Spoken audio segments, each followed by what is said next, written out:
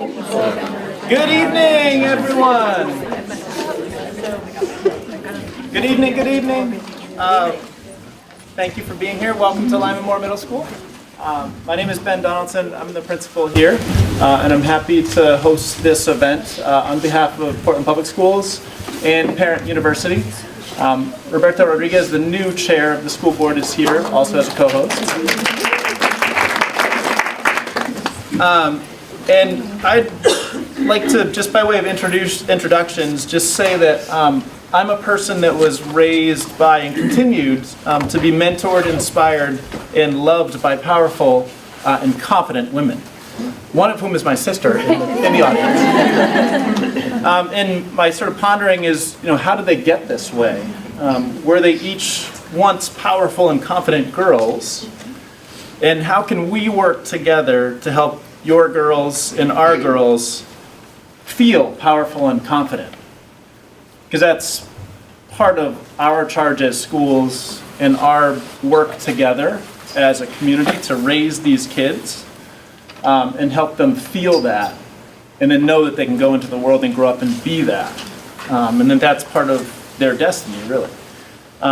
So we have a bunch of sponsors tonight, and the Smith College Club of Maine is hosting and helping with food. So, thank you. So those individuals are Sarah Mills, Brooke Teller, and Linda Huff. I'm Linda Ward. That's what you're talking about. I'm not sure. You can have credit, Linda Ward. So thank you for your generosity and for providing food for us. Help yourself throughout the evening. There's plenty over there. We'd also like everyone to know that there's childcare across the hall, so if you brought kids, hopefully you left them there. You do have to pick them up before you go home. Yeah, because that ends when this ends. And I'm also going to introduce Kelli McCannell, who's from Hardy Girls Healthy Women. And her bio says that she's been with the organization for almost 5 years, and she came to Hardy Girls with over 15 years of nonprofit experience, including running a local high school dorm, which sounds challenging. Yeah. Yeah, and managing outreach program at the Girl Scouts in San Diego, which sounds slightly nicer, especially this time of year. Yeah. Okay, cool. So in addition to recently becoming obsessed with quilting, Kelli holds a master's degree in organizational leadership from Gonzaga University and a bachelor's degree in art. Kelly's the mother of 3 boys. She's here to help us learn about how to raise powerful and confident girls. And boys. And boys, exactly. So thank you and welcome to Kelli.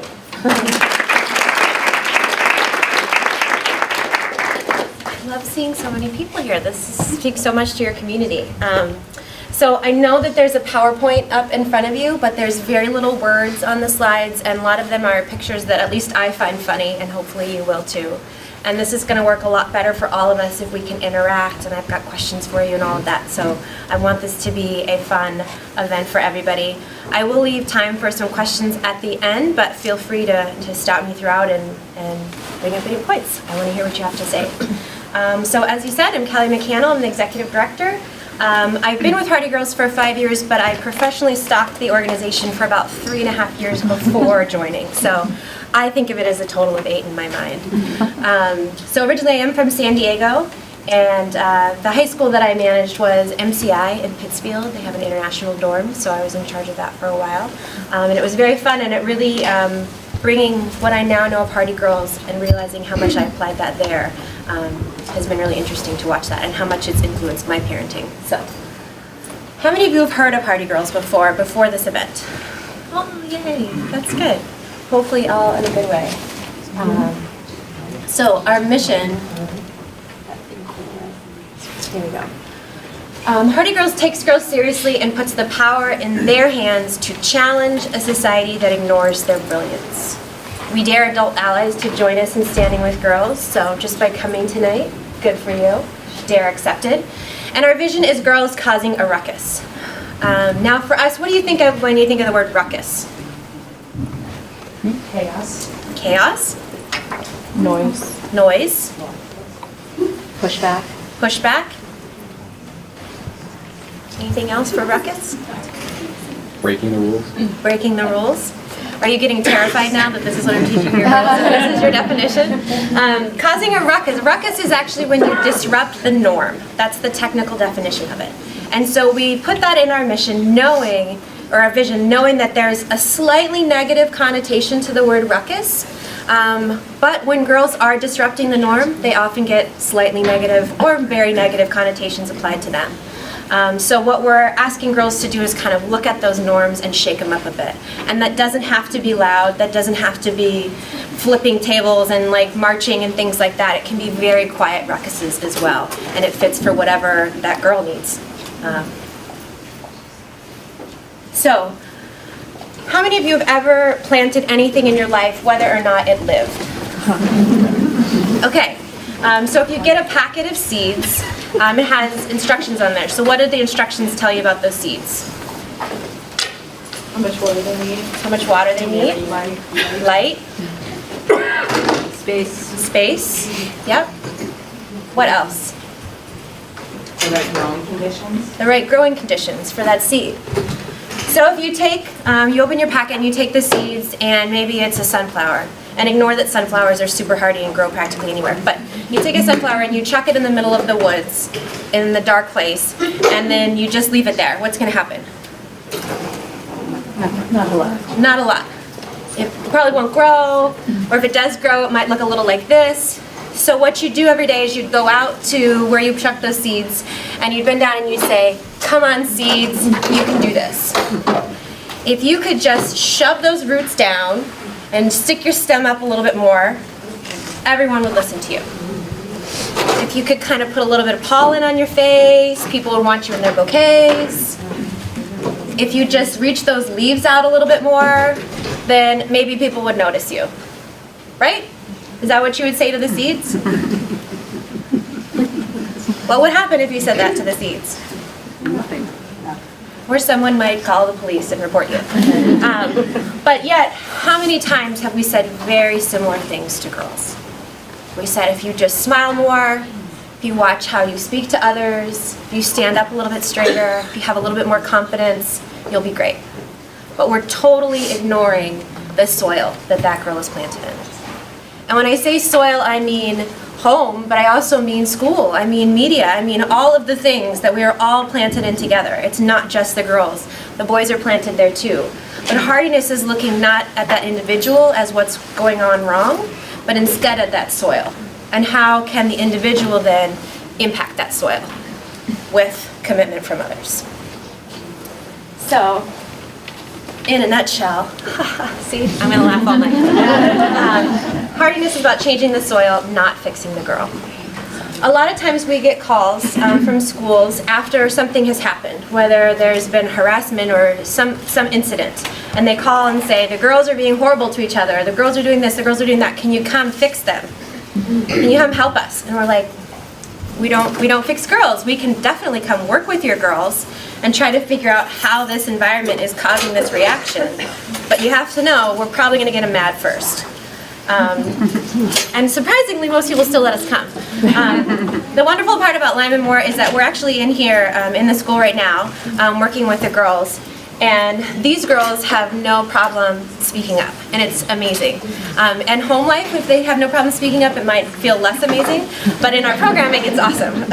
So if they're coming home energized and it's not so great, sorry about that, but we're getting there. It's a really fun process. So looking at where we're all planted, specifically how women are portrayed and what's expected of women, you know, we're doing all these things, there's so much with social media. And a lot of folks want me to come and say that social media is bad and evil and kids should stay off of it. But sorry, I don't believe that. I think there's definitely negative things about social media, but there's negative things about everything. So it's how social media is used and how we kind of interpret that with the bigger picture of our lives that we try to talk with the girls about.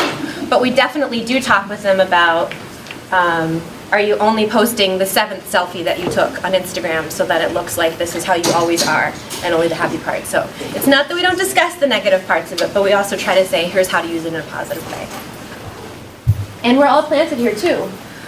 So there's media portrayals of girls and women. So some of these pictures might make you a little uncomfortable. but you also probably have seen lots of them on TV, on social media, and in magazines. What do you notice about what's up there? Lack of clothing. Lack of clothing, yep.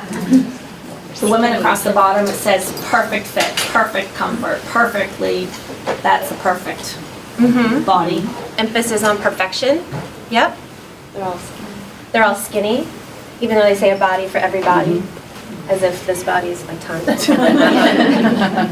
I don't see my body there. They're all white. What else? They're all white. They're all white, yep. What else do you know? What's that? Photoshopped or airbrushed or Photoshopped, airbrushed, yep. any imperfections or smooth. Mm-hmm. They're all sexy. They're all sexy. Nobody looks happy. Nobody looks happy. Huh. Are these things connected? Yeah. have long hair. They all have long hair. Yep. Anything else you see up there? Do these look pretty regular about what you see when you look in media? I mean, depending on what you're looking in. So girls are always being sexualized, as we know. Some of these are just mind-boggling as to what they're ads for. So this is a Dolce & Gabbana ad. It's not an ad promoting sexual assault, although you wouldn't know that. This is how to sexily eat a hamburger. This is how to be really sexy when you're murdered. This is a legit athlete who's part of the Lingerie Football League, because that's the only professional football league there is for women. That's Kim Kardashian eating a salad in bed, and she eats it leaf by leaf on silk sheets. It's a whole commercial. You should check it out. That's sexy eating disorder. That's an anorexia costume for Halloween. Yeah. Sexy milk, because it sprays out. I'm not sure. I went to school on that one. Christina Aguilera, who's an amazing musician, sexified with her guitar right there. So they can make sexy out of anything. We see where women aren't represented. In art galleries, there's not as much in conducting, in so many professions that are out there. They asked a group of, I believe it was 5,000 fourth graders to draw a scientist, and how many of them do you think drew women? 5,000. 4. 2. Have you heard of the Bechtel test for movies? Yes. So who can tell me what that is? Yeah. Bechdel test is a test for movies. Are there more than 2 women characters? Do they ever talk to each other? Do they ever talk about anything other than a man? Yes. If they don't, then it fails. Yes, and a very, very, very high number of movies fail that. I think it's like maybe 17% of movies pass that test of having 2 named female characters that talk to each other about something other than a guy. You're gonna watch movies now and be like, oh, this is another one, I knew it. This is a sports coverage network. If you go on and see like who's writing the stories, even in Anchorman, there's no Veronica Corningstone on the poster. So even when there are women in the movies, they're really narrowed out in the advertisements. Looking at diversity, I Googled news anchors, and this is what comes up. Again, that long hair, certain beauty standard that's out there. I've never had hair that's shiny. I'm not sure even how they get it to do that on there. The white teeth, the big eyes. Here's some more problematic, well, that's problematic in and of itself, but Dove, who I feel like really tries to do some great campaigns, still has major fails. And when I look at some of these ads, it's like, how many people did this have to go past to make it to the magazine or to make it to the TV? And yet all of them, none of them, it didn't occur to anyone that not so great. So this one has a before and after. There's like rough, bad skin and then smooth skin. And so they have the black woman on this side going up into the white blonde woman. And then this one, she starts off, and they're trying to say how the soap cleans her off. And so she takes off a darker shirt, and oh look, now she's white. And so they said, that's not what we meant at all. And it's like, I would hope not. I hope that's not what you meant. But when you have a bunch of examples like this, it's really hard to not see those things. And especially as a person of color looking at these ads, and that's the only way that you are portrayed, or one of the limited ways that you're portrayed. So people just don't recognize themselves in this. So we're going to do an activity called the gender box. And I want you to tell me all the things, and what you say out loud doesn't mean that you believe this. It just means that this is like stereotypes. What should women look like, act like, or be? And it's a lot. Skinny. Polite. Quiet.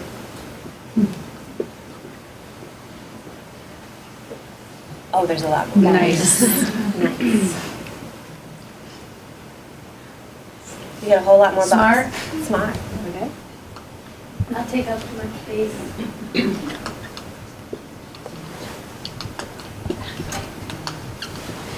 Follow rules. Nurturing.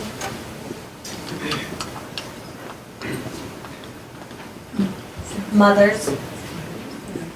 Confident. Pretty. Agreeable.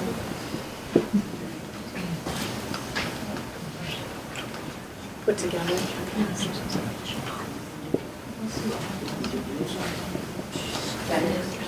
What's that? Feminine. Feminine? Feminist or feminist? Even keeled. Domestic.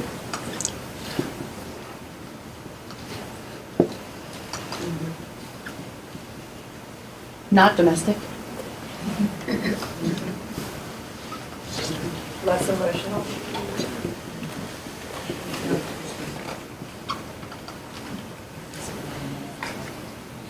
Calm. Working Organized. and stay at home. All the things.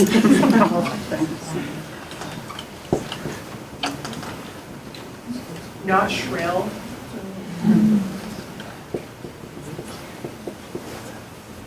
Modest. But also sexy. Strong. Compliant.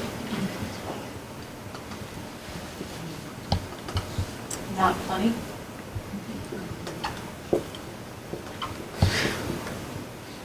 Hysterical, but not in a good way.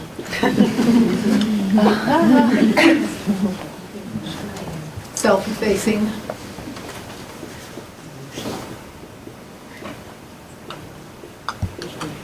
Emotional.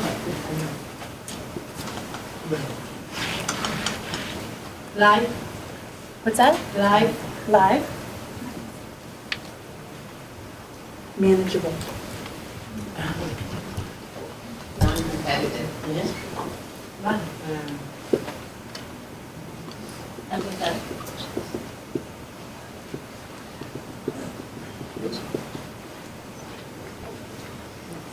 Responsible. Good.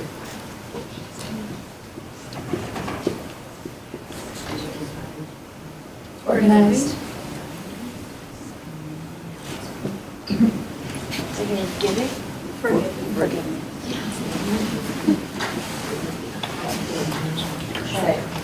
Second. Is that Hormonal.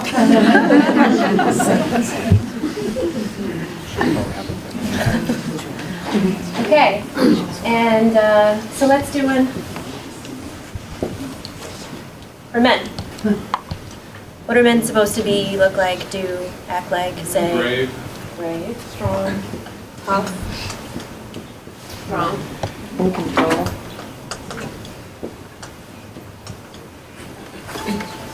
Leaders. Don't cry. Whatever they want.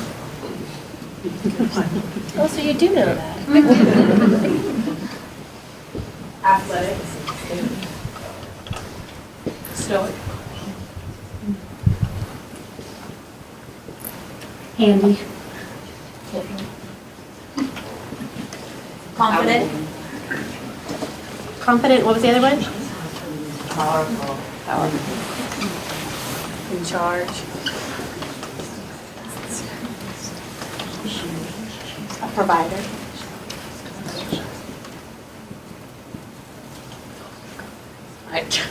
Fair. Fair. Better drivers. Better.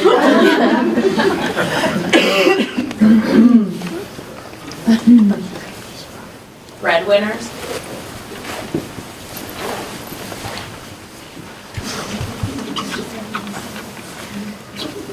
Fighters. What's that? Fighters. Fighters. Proud. Protectors.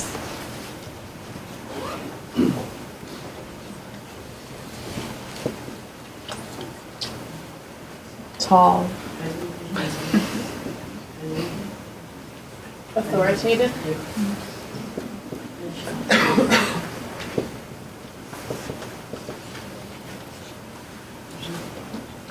Logical.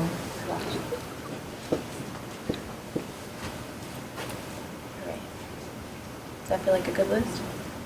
All right, so now you guys know what you should be. My work here's done. So what happens, what are women called if they're outside of this?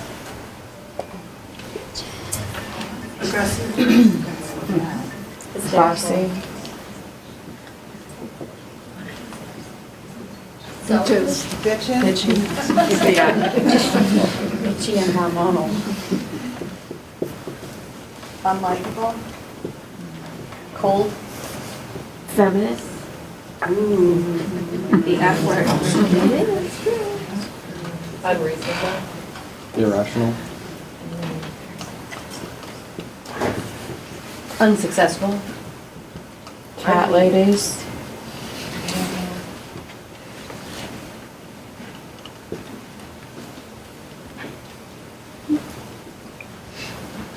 Bossy. What else? It's okay. We know you don't believe these words. It's just what you've heard. We can't hear you and we can't hear what other people. Okay. So we're asking if women fall outside of this category, what are they? And so we've got cat ladies, aggressive, bossy, bitches, selfish, hormonal, unlikable, feminist, cold, unreasonable, irrational, and unsuccessful. Weak? Weak. Emotional. Psychotic. The seat's right up in the front, if you want to get closer. There are seats right there. Uptight. Uptight.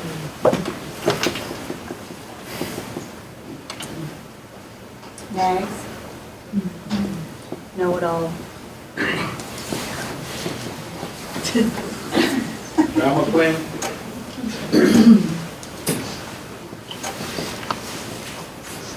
We added weak, emotional, psychotic, uptight, nags, know-it-all, drama queens. Any ones we're missing? Slut. Diva. Slut or frigid.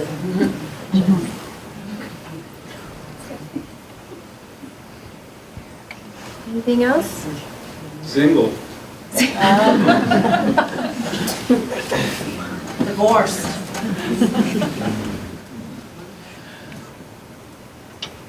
Bag. Bad? Bag. Oh, bag.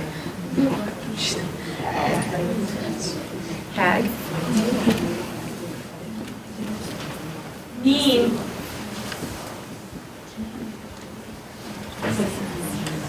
Bully. Bully.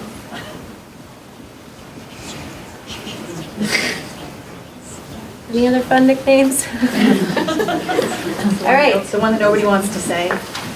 Yeah. It's really bad. Oh, See? Yes, we all knew it. All right, men. What are men called if they're outside this box? Yours. Oh. Asshole. Girly. Wind. Saul. Mama's boy. Girl.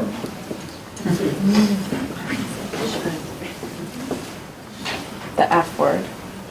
Oh. Sally. Beautiful. What's that? Beautiful. Beautiful?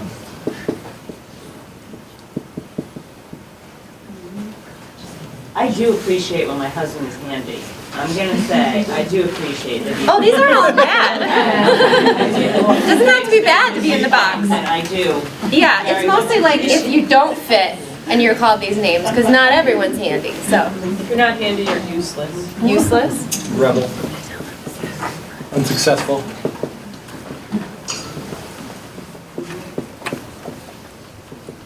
Failure.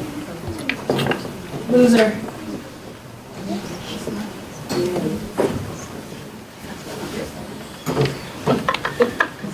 Any others? Names for men who fall outside of this box? DQ. DQ? Drama queen. Oh.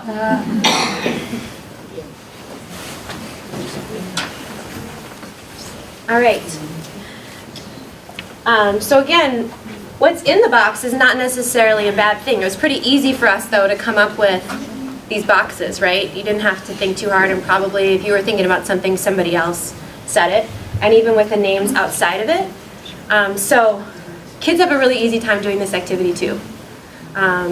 Very young kids, very easy time to do this activity. It's different words sometimes, some very similar words.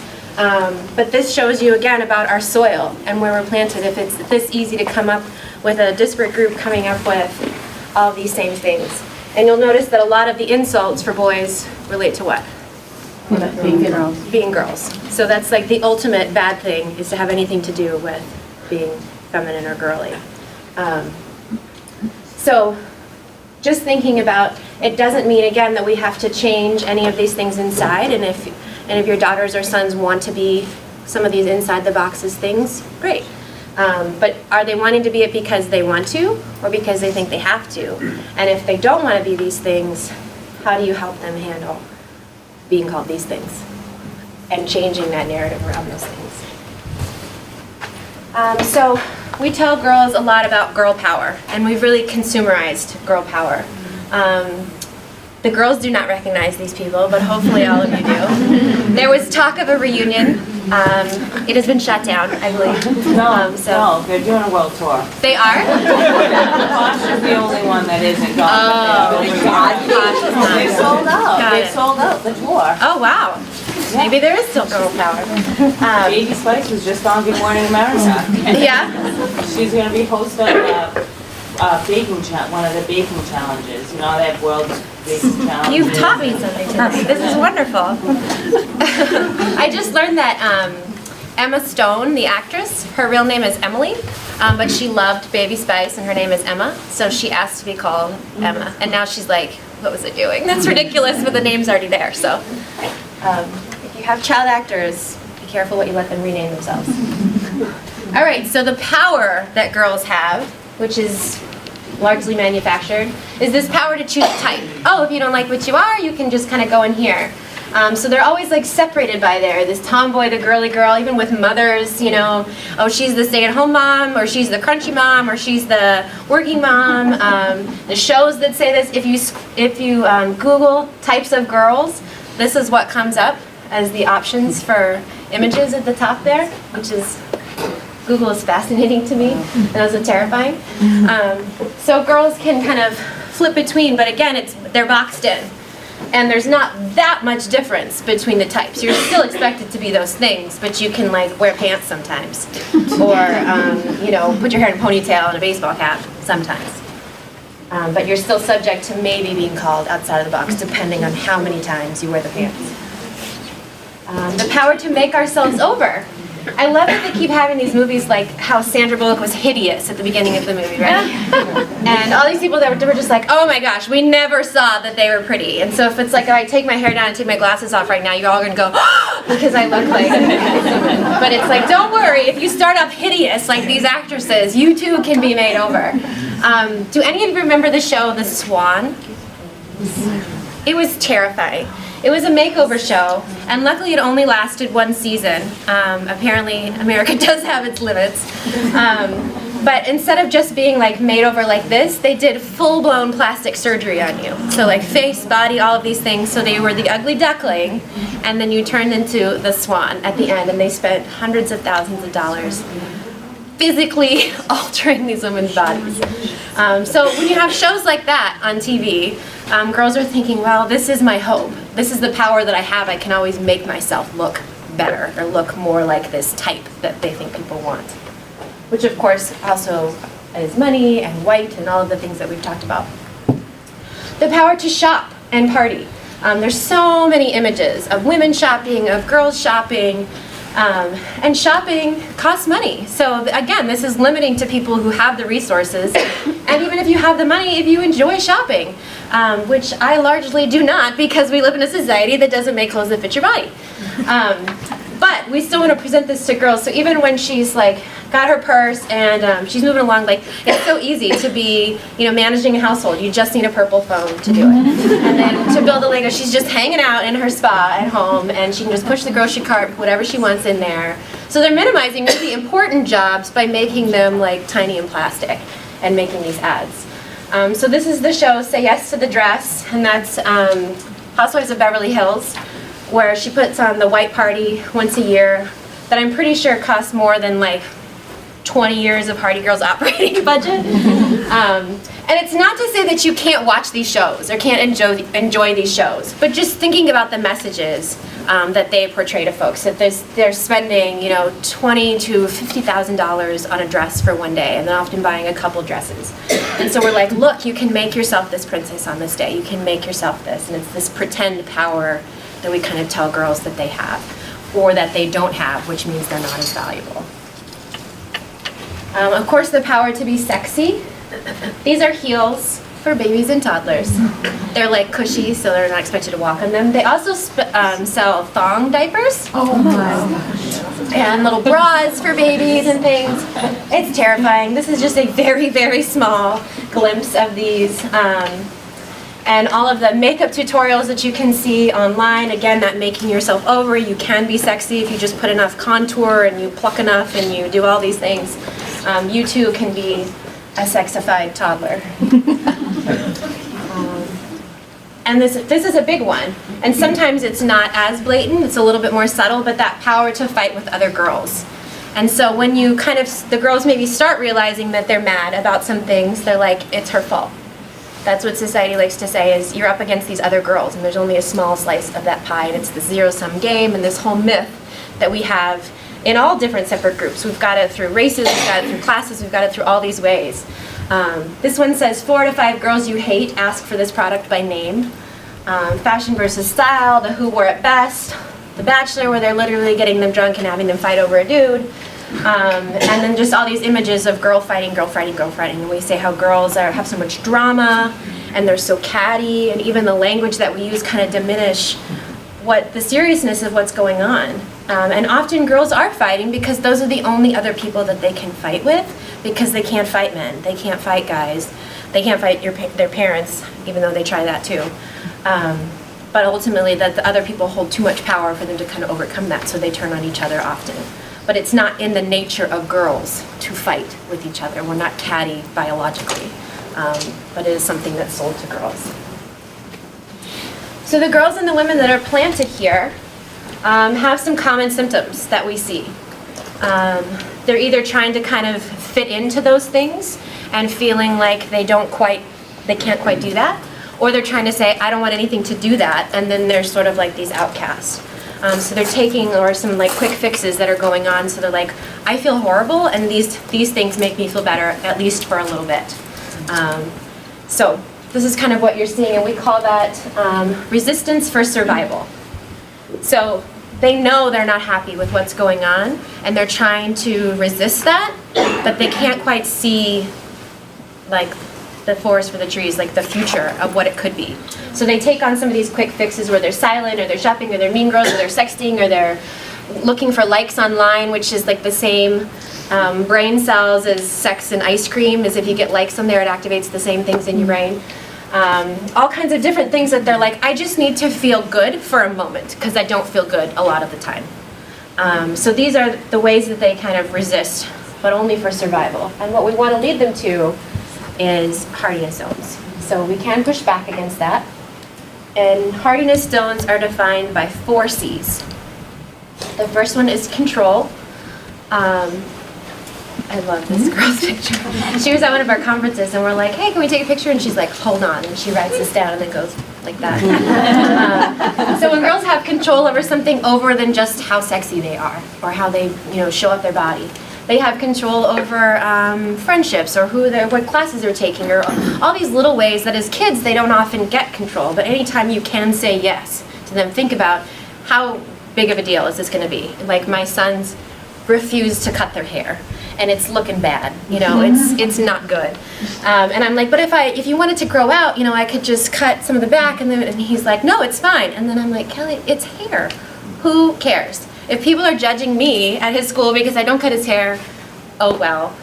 So whenever you can say yes to your kids, try to say yes. Try to give them that little bit of control because it's not often given in a lot of places. And even in schools, they can choose the topics or they can choose the way that they present something. Just any way to feel like you have some ownership over the environment. Commitment. So that's when girls have a group of people, whether that's through lots of different avenues, that they feel like those people care about them and they care about those people. So someone cares about what's happening to you. And parents are great, so keep caring, but they often need just one more person because they're not quite sure that you won't tell them if they stink or look bad.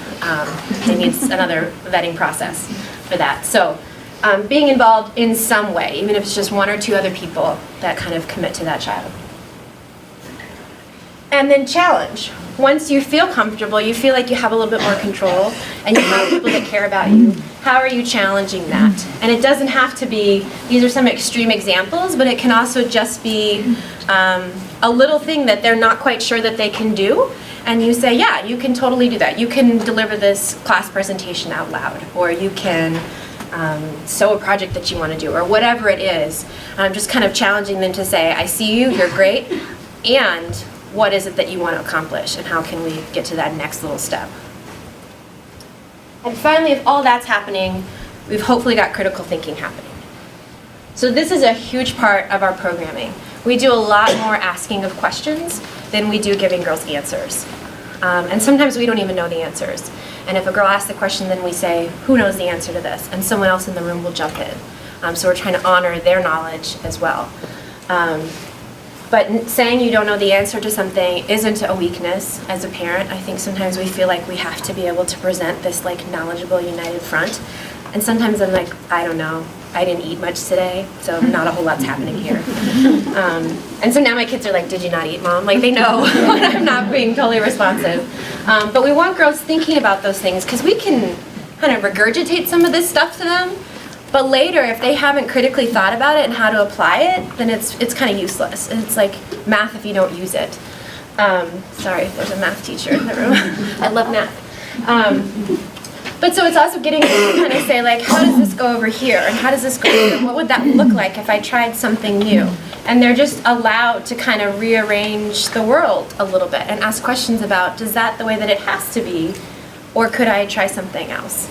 But the critical thinking part is really huge. And that applies to so many areas in life that's really useful for them. And then we get to the point where it's resistance for liberation.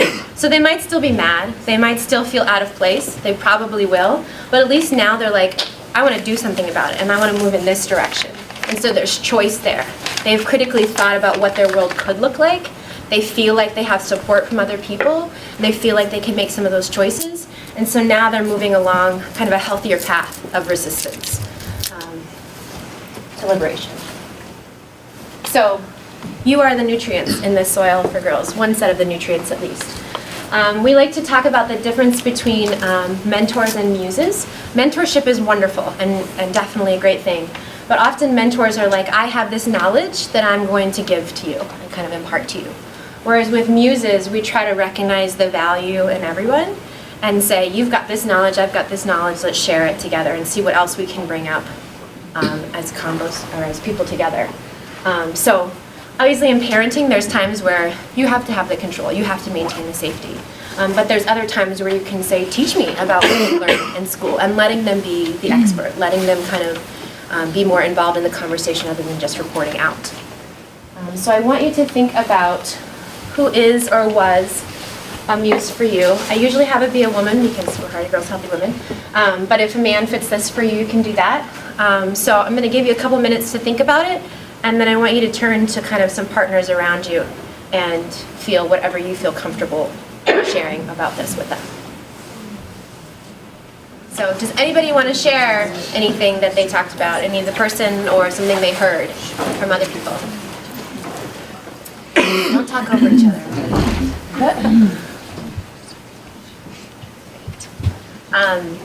I always talk about my mom in this scenario. I feel like there's a lot of muses in my life, but one situation really stands out with my mom.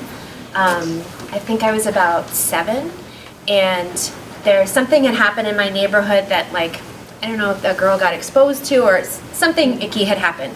And so my mom felt like she needed to kind of reiterate the stranger danger sort of conversation and when it's okay to talk to people.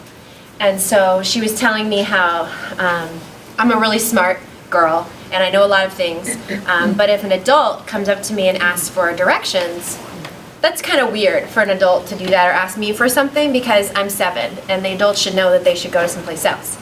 And so you can just say, you know, go figure it out on your own. I don't know. And if they keep persisting, then I was allowed to say, F you. And she said the word to me, and like we never cussed for the longest time. Like whenever I'd be like, he said, normally. So for my mom to say that, I was like, and so in that moment, I felt so powerful. I felt like that was like the greatest weapon ever. And so I was kind of like waiting for the rest of my life for someone to come up to me and I just like do it, you know? It was probably last summer. I was in a coffee shop and someone's like, hey, I think I know you. Like, I think I saw you at a sign or something like that. And I was like, no, it's not me. And he persisted and I wanted to be like, just go. And I'm like, Kelly, you're a 37-year-old woman.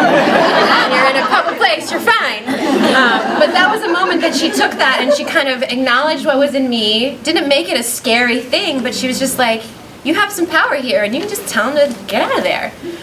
So I love that example of my mom. Now she doesn't remember telling me that. She's like, that sounds like me.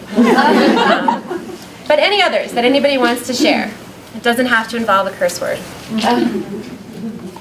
It's funny you mentioned your mother because my mother was totally my muse too, and she was so supportive and just awesome. And similar situation, I was on a playground one time in an actual fist fight with somebody, and she was a jogger, and I'll never forget. She came jogging through the playground, and she saw us like on the ground just fist fighting. She just waved and she said, "Have fun, guys." You know, she didn't pull me off of him. She didn't try to tell me how I should be behaving. She trusted I was just sort of attempting to handle the situation. And I remember for years, all my friends were like, "Remember when your mom ran?" She's just awesome. That's awesome. Hopefully he was unscathed somewhat on the version of that. Anybody else want to share an example? Yeah. I have less of a specific moment, but mine was my 10th grade English teacher, so I was a good bit older. 10th grade English teacher, and for me it was that she was this very cool woman who for the first time challenged me to think outside the box, to think critically about the system, and to start to understand the soil in which I was, wavering around as a, whatever, 16-year-old. Yeah. So and the fun thing about it is that we're Facebook friends now. This was eons ago, and we're Facebook friends now. And whenever I see her, I don't see it very often. She comes up in my Facebook feed, and I'm just like, oh, Kathy Riley. Yeah. That's awesome. Anyone else want to share? Yeah. I just wanted to say that me and my partner couldn't think of anybody. Oh. I mean, we can as women now. But Yeah. as children, we couldn't think of anybody. Yeah. And that's tough. That goes back to like that commitment. Do you feel like there's people out there that are seeing these things in you? And I think what's interesting about the stories that were shared was that in those situations, people did something that you probably wouldn't totally have expected them to do. And like with my mom, I never would have expected her to say that. And so when we think about how we are responding to the youth in our lives, we might kind of think we need to be some way, but when you think about this person, did they always do those things that you think you need to do? That's probably not the most impact that they made on you. It was probably when they flipped that script a little bit and recognized something in you or validated something in you instead of, you know, a lecture or even just kind of being your pal. They kind of challenged and validated at the same time. So when you're interacting, think about what would my muse do and kind of channel that. Yeah. I just wanted to bring up that a couple of us also said a bit, there was a male that did this for us, so Great. I think that's important to Yeah, definitely. recognize. Yes, I have many of my dad's stories as well.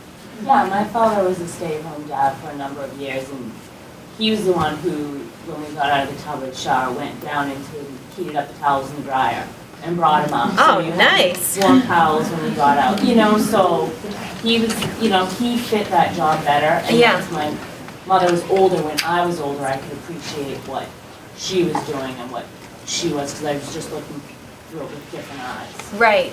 Yeah, and you definitely have different muses at different points in your life because you need different things. You're growing in different ways. So having the 10th grade teacher that comes out and recognizes something that maybe you hadn't had before. But if somebody recognized it before, maybe you wouldn't have believed them or wouldn't have had that same impact. So it definitely changed throughout that. One of the things, and I kind of talked about this before, I'll give you a second to read it.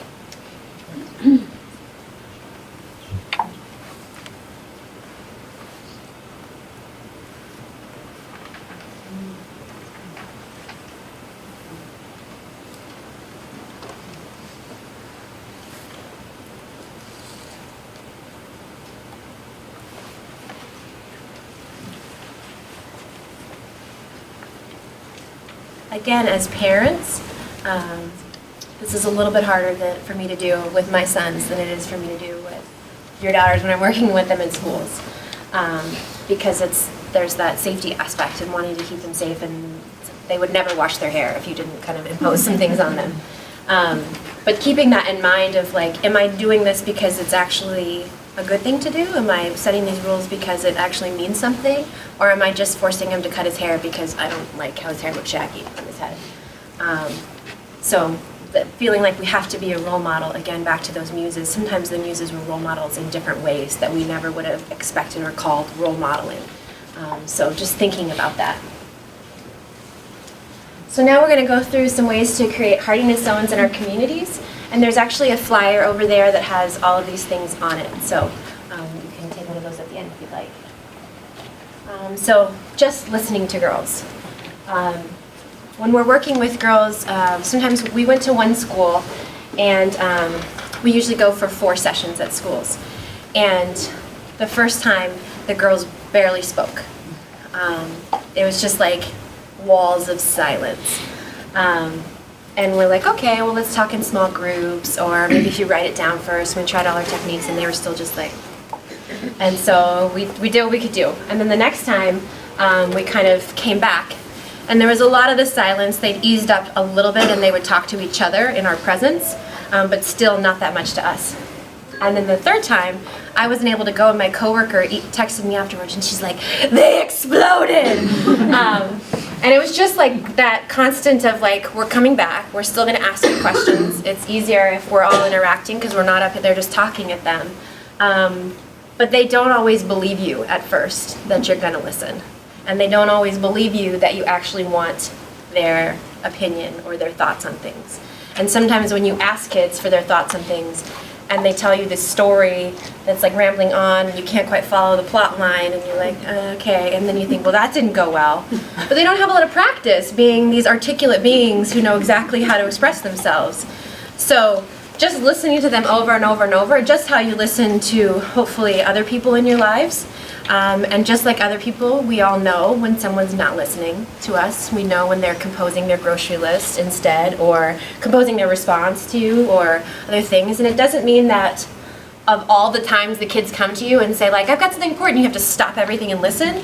But you at least need to say, like, I'm right in the middle of something, please come back in 5 minutes. Or here's why I can't listen to you right now, or whatever it is.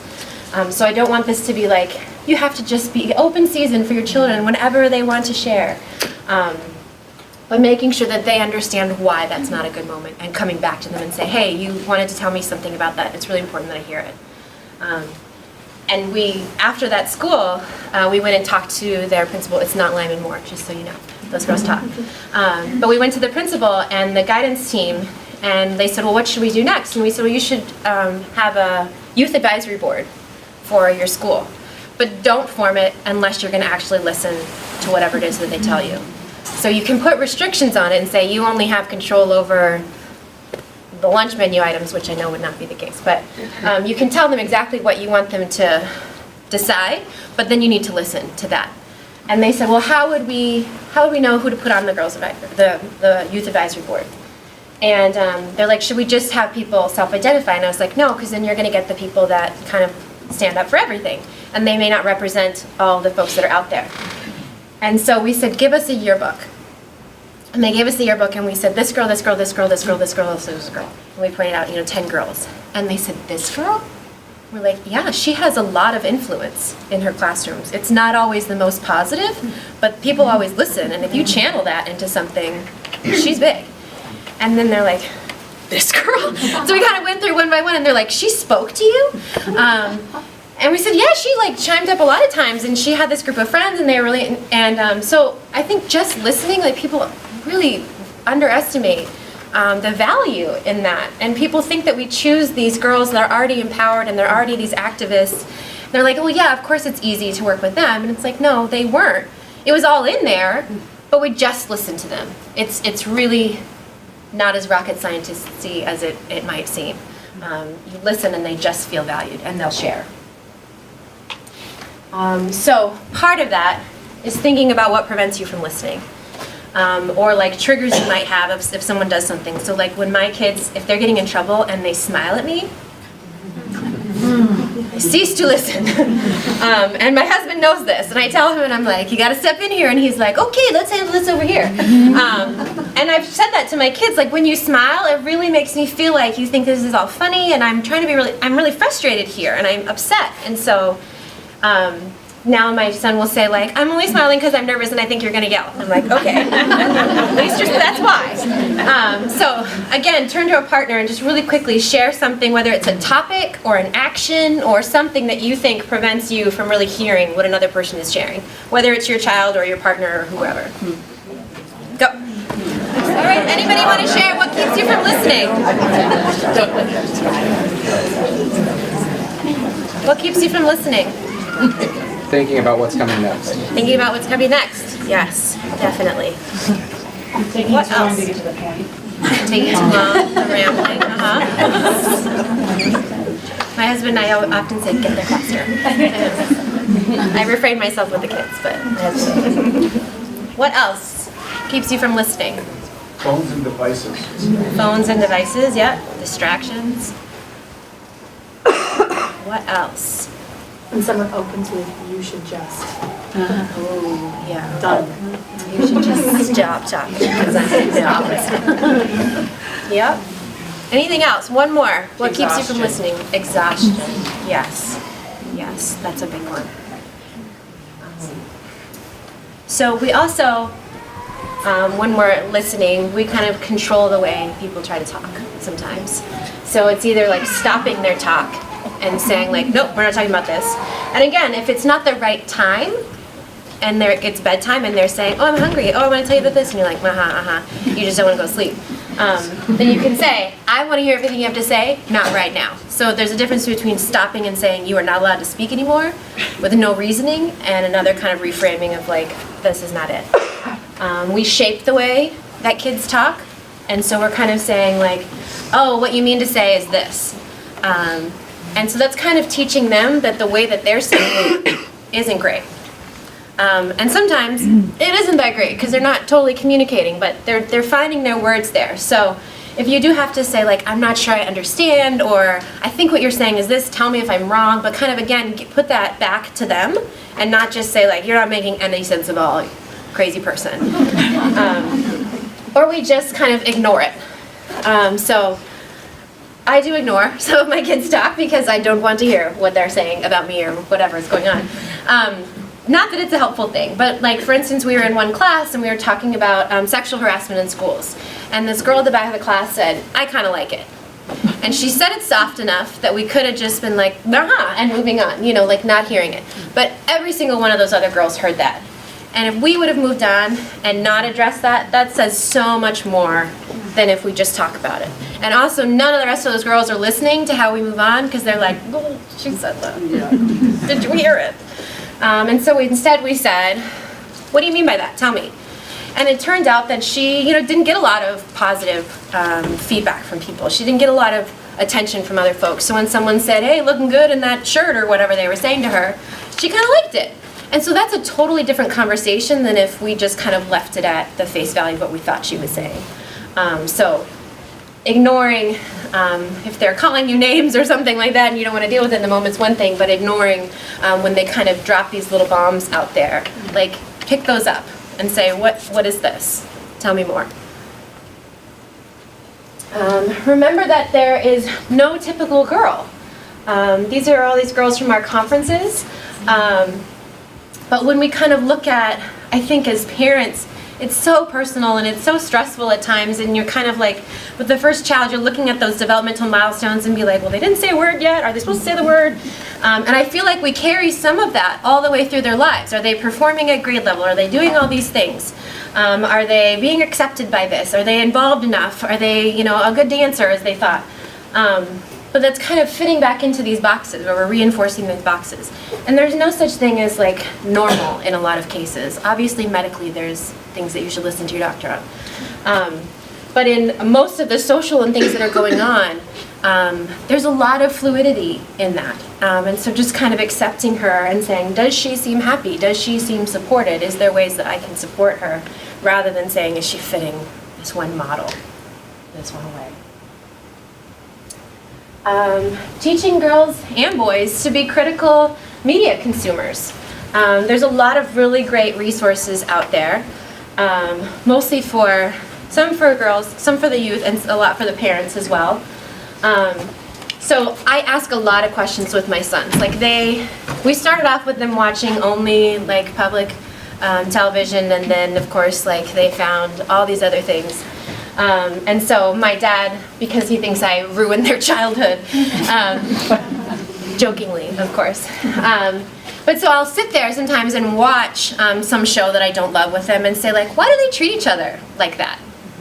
And either I'll be annoying enough that they don't want to watch the show anymore, or at least they'll engage and kind of think about, like, yeah, I don't know why they do that. They're always doing that, and they always leave the girl out. And I think, well, that's no good. And so we just kind of talk about it, instead of just being like, you're not watching this because it's trash, or because of whatever. Although there are some things, like I don't just show them random violence or something like that. But having those conversations with them, and they're very used to it, and then they start coming to me and they said, Mom, you know, there wasn't even a female character in that movie. And I'm like, can you believe it? And they're like, not a good movie. I'm like, that's it. But Goodnight Stories for Rebel Girls, I keep pushing this really hard. Hopefully some of you have heard of that before. There's 2 editions now, and my sons love this. There's also it's called, I think, Brave and Daring, or Brave Boys Who Dare to Be Different is a kind of a male version of this. But each page is a woman who's featured, like these are from that book, and they're female artists that depicted the women, and they're from all throughout time and all around the world, and they're just one-page stories about these women, and they include a quote from the woman. And so we'll read our regular books, or we'll do something else, and then the boys will like, can we read a woman's story? Can we read a boy's story? And then the boys who dare to be different are all kind of boys who aren't, you know, like knight in shining armor slaying things, that they're creating different computer programming, or Gandhi is in there, you know, different things like that. So just kind of introducing new people and throughout history that we don't know about. These books make me so angry because I'm like, why did I never learn about this person who totally revolutionized whatever it is that they're working on?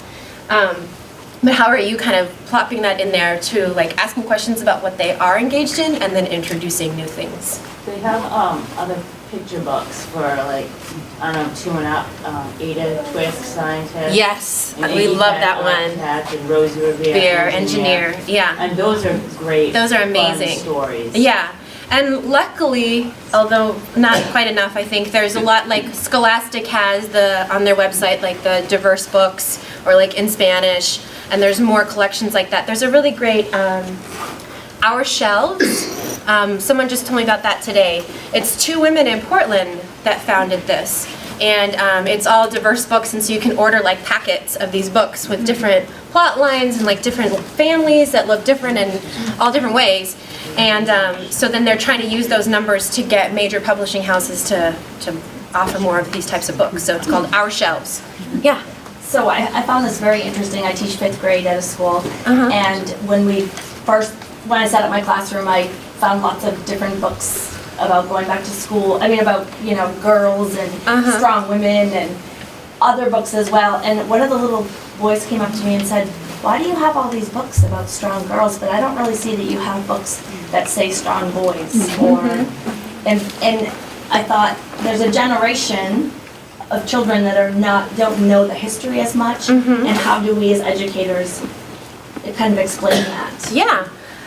So I brag on my poor dad. My dad's my favorite. I've been arguing with him since I was very, very young, and he taught me how to debate. But so I have been on this kick where I've only been reading women authors. And he's like, "You're missing out, you know, like, why do you do that? That's sexist too," and all this stuff. And I said, you know what? The whole rest of the world is the stories that I read, the laws that I follow, all of these things are predominantly white men. And I love you, white man I'm married to, 3 white boys I'm raising, but I want other stories.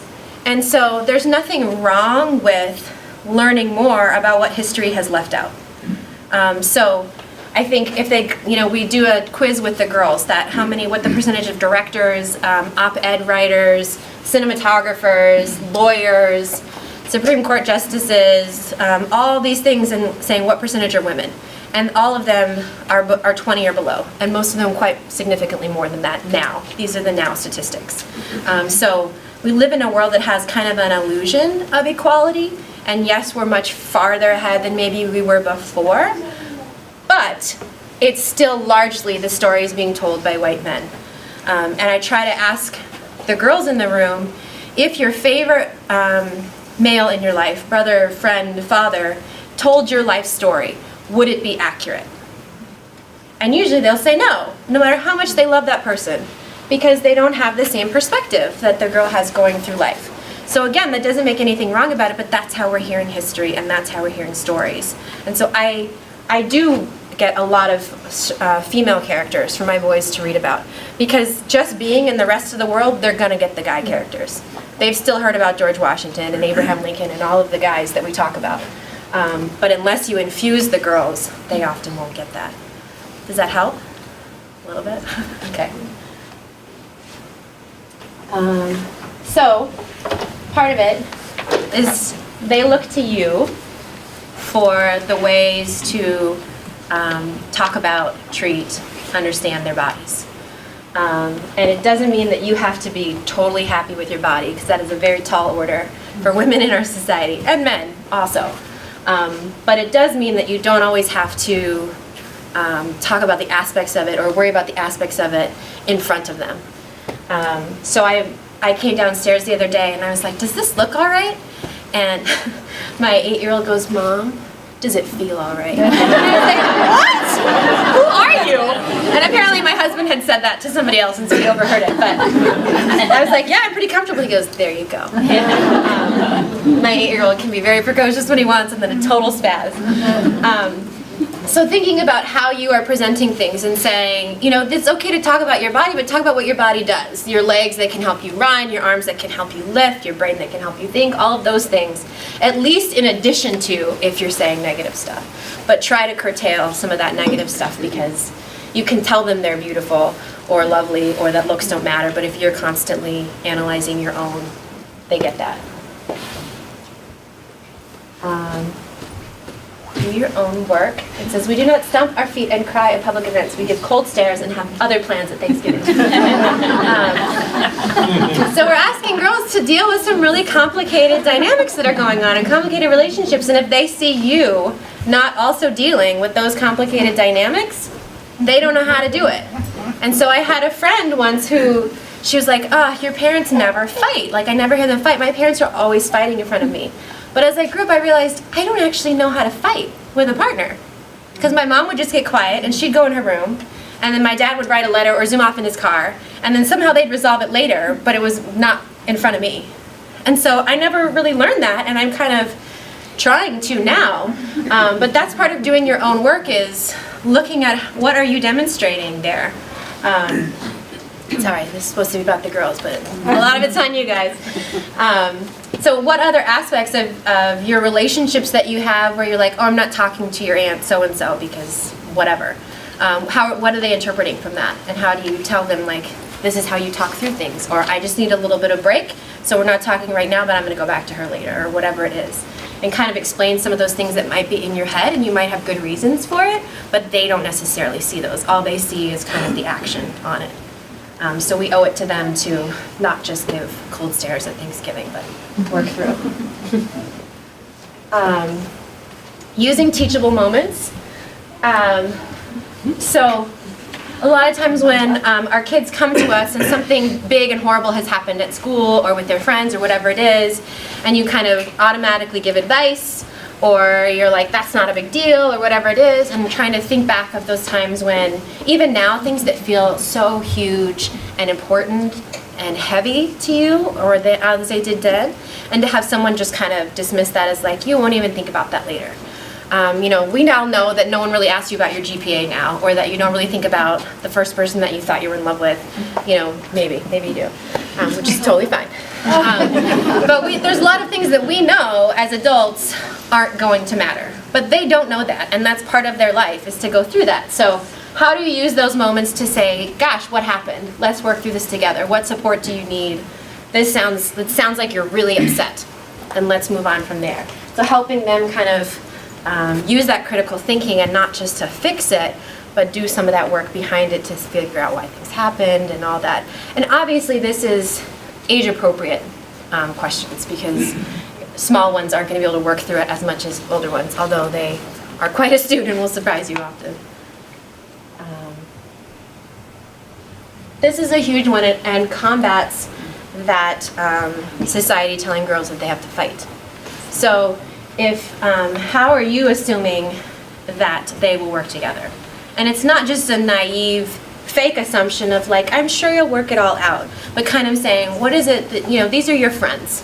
What do you love about them? How can we work through these sorts of things, instead of just saying like, oh, this drama, that's the way that girls are.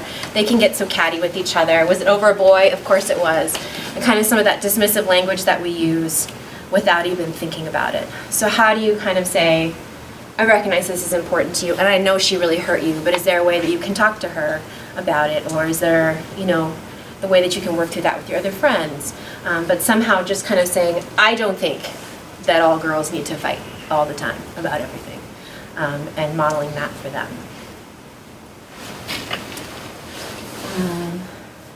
Engage and channel anger. So there's actually a fourth one that I didn't put on here.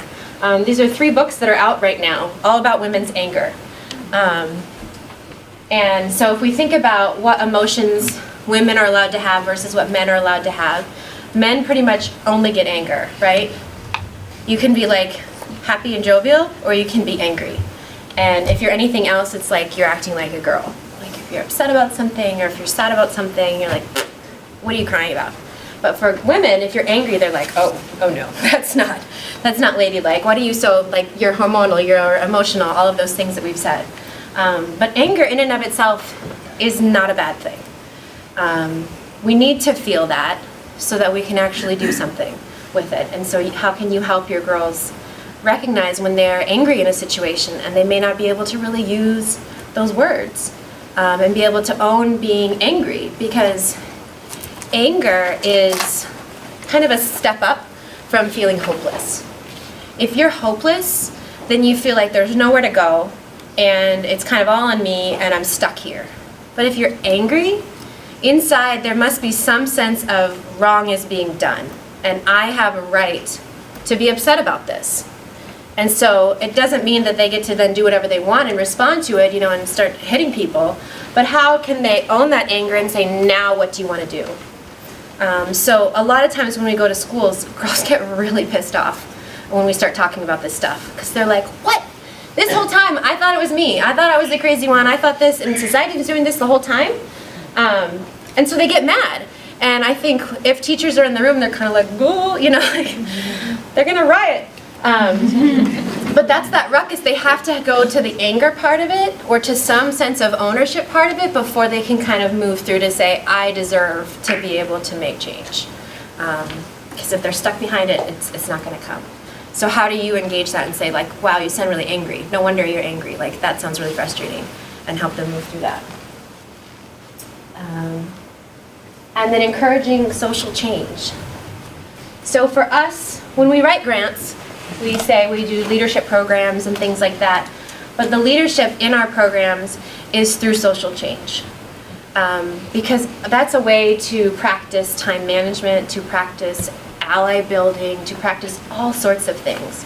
Because we can kind of theorize these things for them in the classroom, but if they don't apply it to something that they care about, it's kind of another useless thing that some adults talk to them about.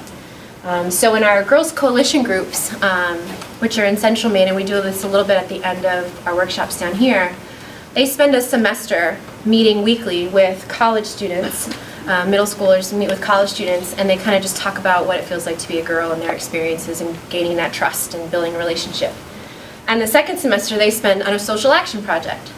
So the girls identify something that's making them angry or making them maybe really happy, and they want to encourage it, because it doesn't have to just be like against something, it can also be for something. So the girls identify that. And then the muses, as we call them, say, okay, now what do you want to do about it? How do you foresee this happening? And so the girls are like, well, there's not a whole lot we can do, because whatever. And so we're like, okay, who makes decisions at your school?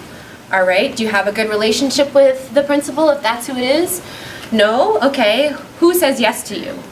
Who do you have a good relationship with? How can you go to them and say, here's what I want to do? So in one situation, this group of girls was saying that they felt like they were getting harassed a lot in the hallways. And so they decided to go to the principal as a group. And they went to the principal and said, we feel like we're getting harassed, we feel like it's not totally safe, and we just don't like it. And the principal said, oh, thank you so much for coming to me. But you know what, we do a lot of training. We've got a lot of anti-bullying programs, so it's a totally safe school. And the girls are like, okay. So they go back to the college students and tell the college students that, and the college students are like, but is it? Do you feel safe? And the girls are like, well, I mean, the principal said it was safe. They're like, right, but do you feel safe in your hallways? And they said no. And so then the college student said again, what do you want to do about it? And how can we support you? So the girls took a map of the school.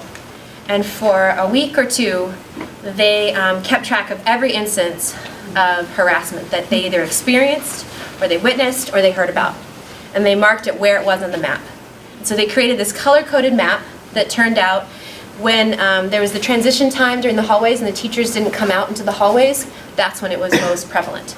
And so they had this color-coded map, and they wrote this letter, and they all signed it, and they said, we don't feel safe in our hallways. Here's when we don't feel safe, here's how we don't feel safe, and here's what you can do to make it safe. And they gave it to the principal. And so I'd love to say that the principal said, oh my gosh, you genius girls, let's change school policy and fix this. But in my mind, it almost doesn't matter what the principal says to that. Instead, those girls worked on something, and they figured out a way to validate what they know is happening. They know that is a real experience for them.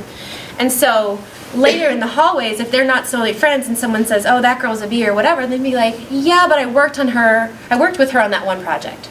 So maybe there's a gray area there. And maybe I can make change. I feel better that I at least tried to make the change. I feel better that I stood up and said, my experience is real. So that's what we're kind of working with girls for. So it doesn't always mean that the social change ends up being beautiful and wonderful, exactly what you wanted. I don't think there's any community organizers that expect that as well. But just taking Sorry, little Kelly, steps. can I interrupt really quickly? Yeah. So in that instance though, so as a school leader, if I don't take the first inquiry seriously and do something about it, and I don't take the data that those students have brought, isn't that worse for those kids to have raised a legitimate concern and defined it and to have been shut down? I think that's what we see a lot of times with Yeah, I mean, I think if it's happening constantly. what's happening more broadly. here. Right, So- but that's part of life, is that you get shut down a lot. But what they have now that they didn't have before is a coalition of girls that they did it with. They have allies with those muses that did it with them, and they have a way to try to make change in the future. If you know about what that school district is, please tell us. It is not Southern Maine, just so you know. Yeah, tell us what it is, because that shouldn't happen. Right. Any school district in Maine. Right. In the country, I mean, Right. And it's, I think again, that's really- listening to really- the girls, listening to the kids. tragic for those kids. Yeah. So, True. feel free to embolden those muses too. Yes. And so, but it's a good point, like, what's worse for them? And so you do have to kind of bring them back and highlight, you say, how did it go? And they say, they shut me down again. And you say, I'm so proud of you for trying this. And look at this group that you've created, and kind of re-emphasize all those positive points again and use that as a teachable moment. But if all they get is shut down all throughout life, yeah, it's not going to end up well. All right. Oh, so that's the school I was just telling you about. And that's the letter that they turned in. I forgot that I included the I think slide. that point that you made is just really interesting. I never would have thought about it like that, because my initial reaction was like, this is terrible. They did all this work and they Yeah. got shut down and nobody helped them, and doesn't that, but then I've never really thought about the part of all the good things that came out of it. We call it failing beautifully. We didn't make up that term, but I can't find out who did. I've Maybe Googled it they'll a bunch. persist next time.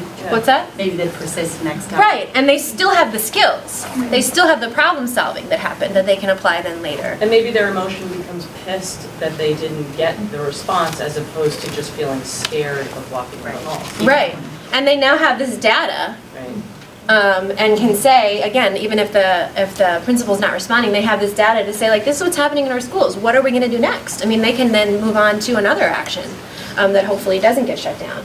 But see, it says, like, not safe, safe, and there's signatures at the bottom, which I love. So, the challenge, I'll let you read it, sorry. I'm trying to jump in.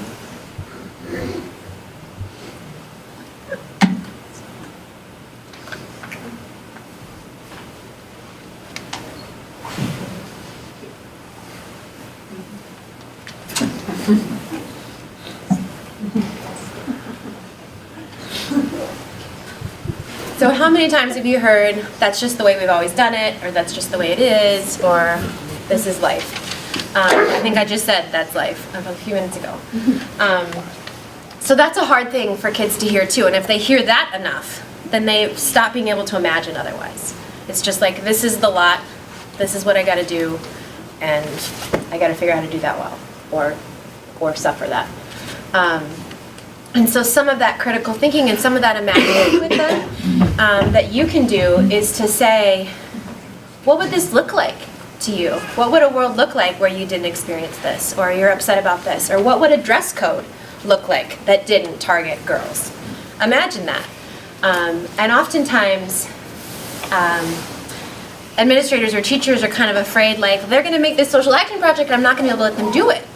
And it's like, but you don't need to say yes to everything that they ask you for. You can say yes to letting them use your room at recess time, giving them those resources. But you don't have to completely back whatever it is that they are believing in to support them in a way. And we think that saying yes is the best thing, but really, when you engage in a respectful conversation, it's asking questions about it. So when they say, I think on this day we should shut down school and blah, blah, blah, you can say, okay, what might happen if that goes on? And you engage. You go back and say, not like, that's the worst idea ever, no one would ever do that. Or even some version of where you don't say the worst idea ever, but you're like, I don't think that could happen. That's just kind of shutting down the conversation. Instead of saying, like, all right, I hear you, you're mad. Here's what might come in as a challenge. What would you do then? So that you kind of go back and forth with them so that they can see the system that does exist, but then kind of work within that to imagine otherwise. it's a complicated kind of line to walk with them. But we don't want to like beat out the idealism that's there. And the idealism tells us that there's something else that we could create. We just have to ground a little bit of it in some of the reality. So how do we tell them to imagine something different? So it's offer safe places to learn and grow. So I thought Pinterest fails would be funny for that. There's so many of them. If you ever need a laugh, just Google them. But again, giving them that environment for where it doesn't turn out right. And you know, they have this like vision in their mind of what their cookies are going to look like, and this is what happens. And so they could just be like, wah wah, never doing that again. But if you're like, excellent first try, like the Rosie Revere engineer that you mentioned, like she says, you did it, this was your best first try. And she's like, the plane crashed. She goes, right, but for a second it flew. Awesome you. And the girl's like, I don't know about that. But how do you kind of say like, that was an amazing first try. That was an amazing first shot at it.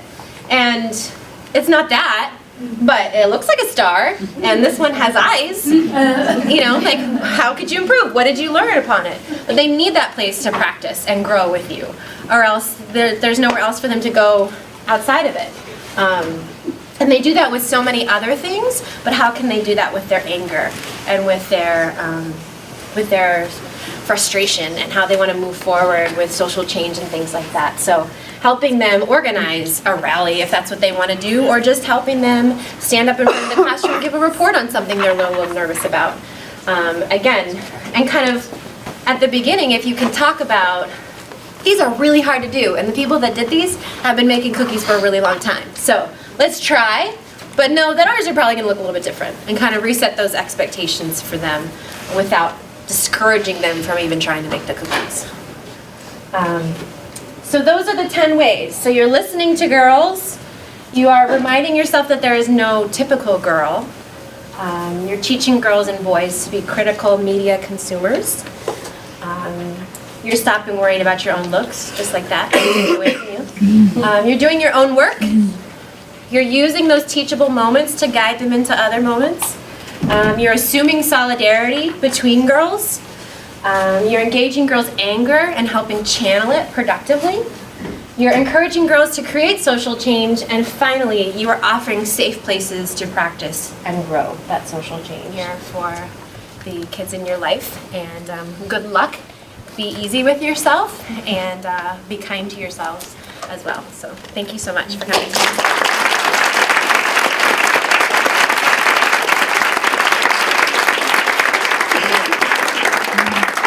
Just quickly on behalf of Parent U and Portland Public Schools, thank you for spending a couple hours of your Wednesday night with us.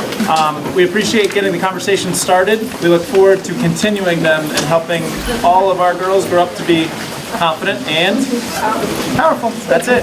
Thank you very much, Kelly. Thanks for being here.